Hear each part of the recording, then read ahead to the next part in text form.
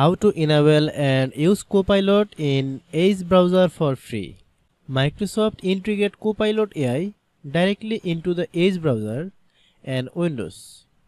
It helps with writing, summarizing, explaining, coding and even generating images, all from sidebar without extra installation. First of all, you open Microsoft Edge browser, click the three dots menu,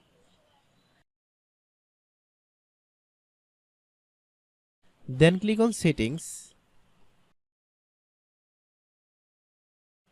then click AI Innovations.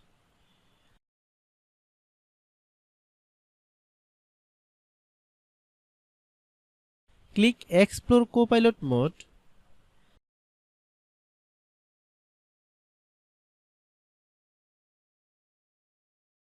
Turn on Copilot Mode.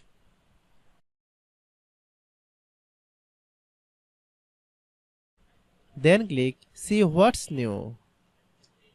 Click the Next, Next, Next. Then click Done. Close the browser. Again open Microsoft Edge.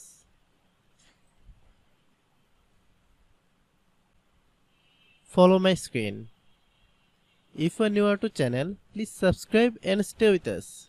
Thanks for watching.